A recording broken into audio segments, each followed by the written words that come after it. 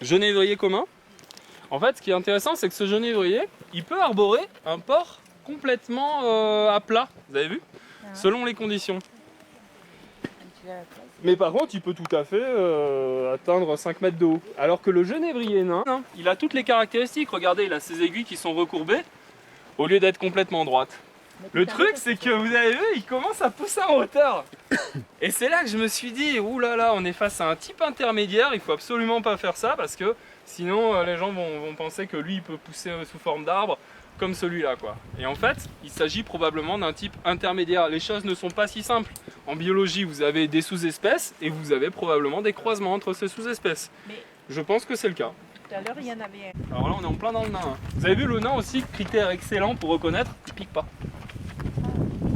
Et le sabine, il pique. Le commun il pique.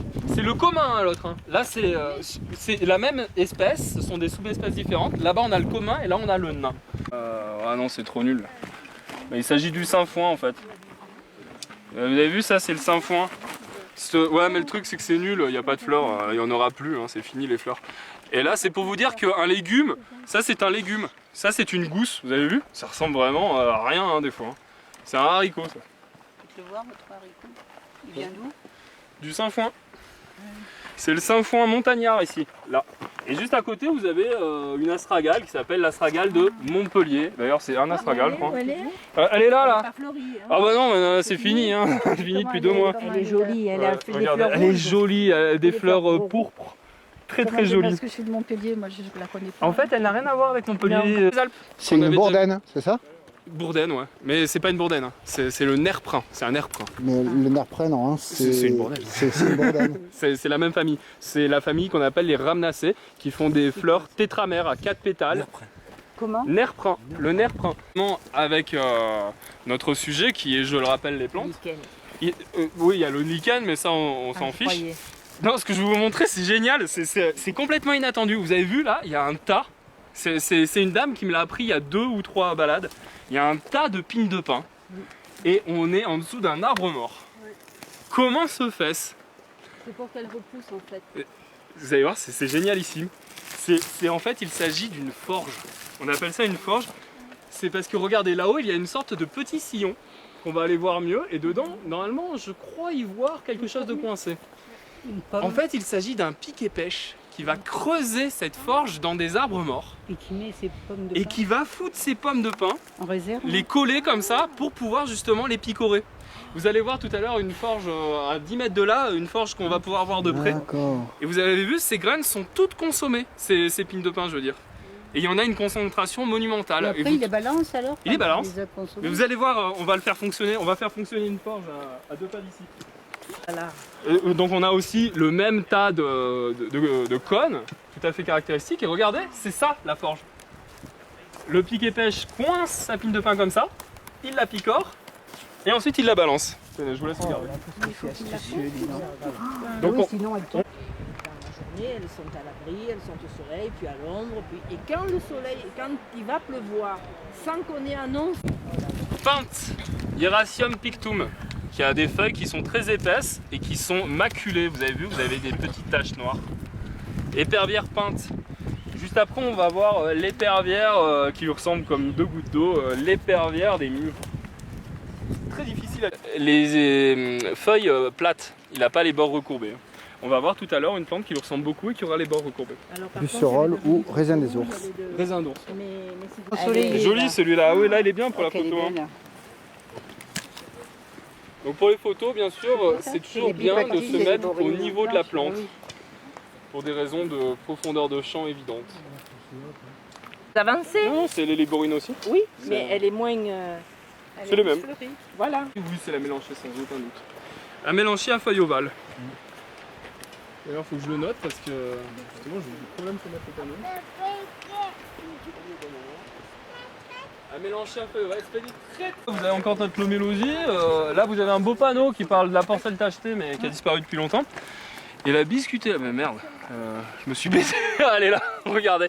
Ah, voilà. Voilà, ça ressemble à ça. Bon, c'est très joli, c'est fleurs jaunes normalement, mais en fait ça s'appelle biscutella parce que la silicule, ça c'est donc de la famille du chou, ça fait des siliques, et quand c'est petit et renflé, on appelle ça une silicule. Et la silicule en fait a deux lobes, on dirait des lunettes, d'où le nom de lunetière. Ou biscutella, bi-2. Maintenant elle s'appelle valériane à feuilles rondes, avant c'était la valériane des montagnes.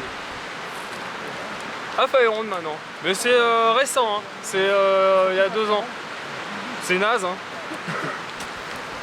Ce qui paye pas de mine, qui ressemble un peu à ça d'ailleurs. C'est une Mais en fait, pyrrole à feuilles de poirier. Une pyrrole à feuilles de poirier ou pyrrole unilatérale parce qu'elle a toutes ses feuilles, fleurs du même côté.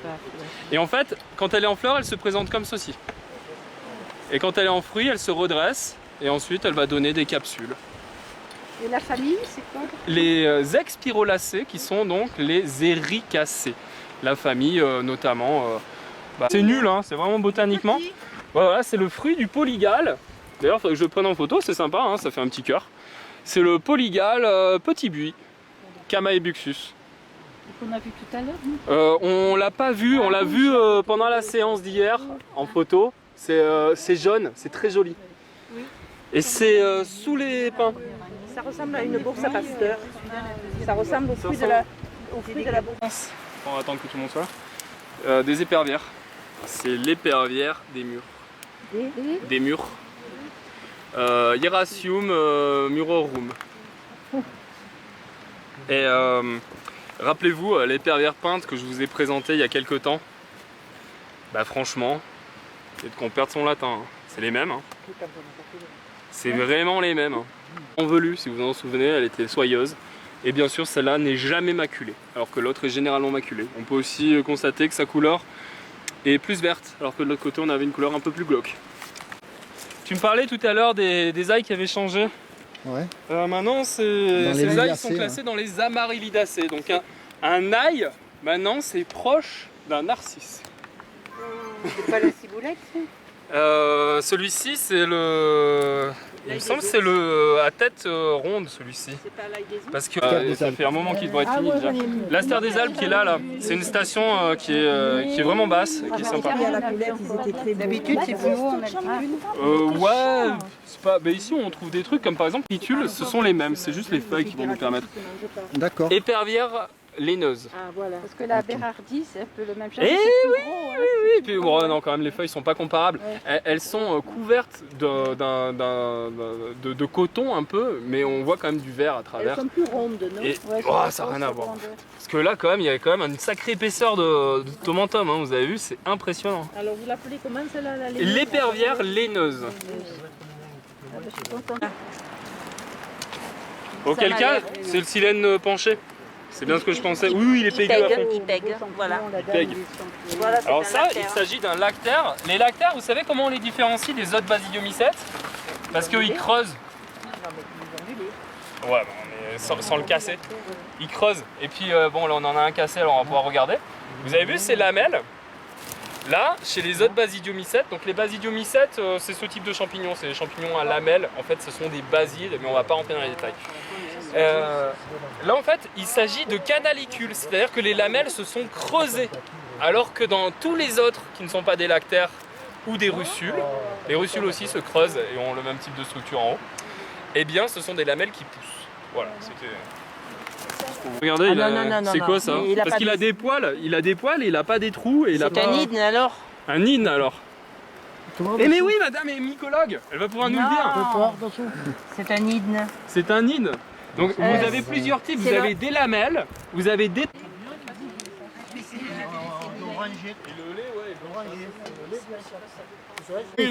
Celle-ci, en fait, c'est la alpestre, donc alpestris. C'est pas celle-là qu'on veut dire.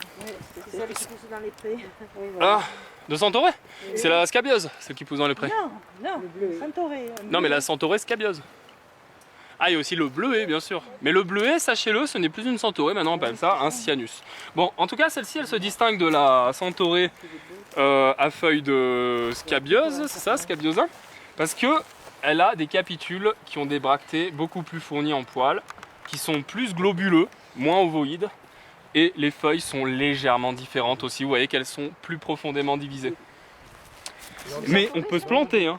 C'est très facile. Ah moi franchement, j'ai encore du mal. Hein. Moi encore plus. Entre Cailleux, aussi, là, de le bleuet, l'involucre, il a le... Vous voyez qui a, ce qui que a je veux des dire poils très longs ici. Et ça déjà, C'est la biscutella. lunetière.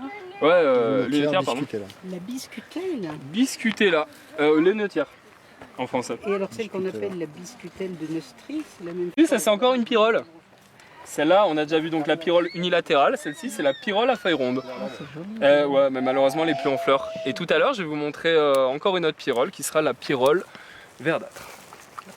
C'était pas Belle confusion, parce que justement, c'est ce avec quoi on peut la confondre. Regardez, Elle en a 7. à l'instar de l'anémone, mais là, les anémones sont dans les renonculacées, alors que là, on est dans les rosacées. Vous voyez, on n'est pas du tout dans le même truc. Oui, Mais ça a le même type de fruit. Oui. Et ça se ressemble beaucoup. Par exemple, le livre d'Odile David, dont vous me parlez tout à l'heure, elle s'est plantée. Avec une benoîte ou une dryade, au lieu, et elle a mis anémone dessus. Je sais pas qui c'est le livre de David. Bah, c'est celle dont vous me Que tu as protégé avec. C'est ça, hein? C'est moi, ouais. Mais j'en ai photographié hier. C'est l'Edelweiss. Voilà. Vous l'avez bien dit. J'en ai photographié hier, bien sûr. Et notamment... De capitule. Donc là, on est vraiment sur une forme très complexe. La véritable fleur, en fait, c'est l'un de ces petits points qui est là à l'intérieur. Ça ressemble un peu aux artémisias au niveau de la structure. Et en fait, ça, ce sont des bractées qui jouent le rôle des pétales. Oui, c'est un Edelweiss.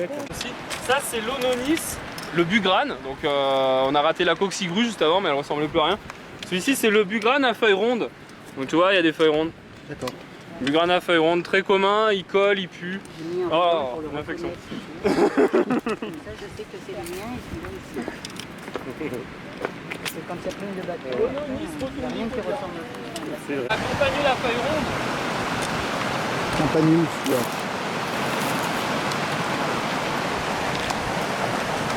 Et à côté, c'est les cavernes.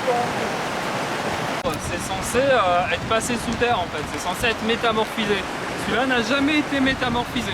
Il s'agit d'un calcaire noduleux qui s'est oxydé secondairement, lui donnant cette couleur.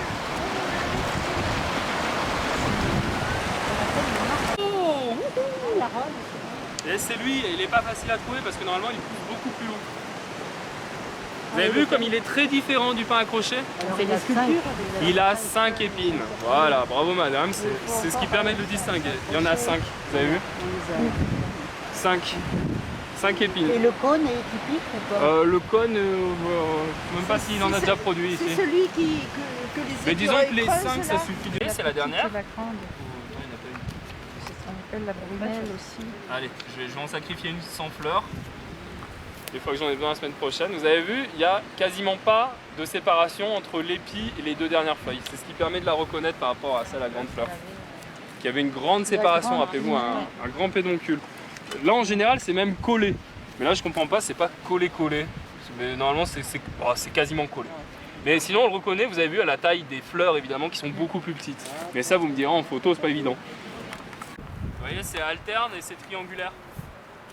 Et là, donc c'est l'aconite de Tulou, qui tient son nom du fait qu'il est extrêmement toxique et qui, paraît-il, servait à empoisonner les loups. Je ne sais pas. Et tiens, tant qu'on...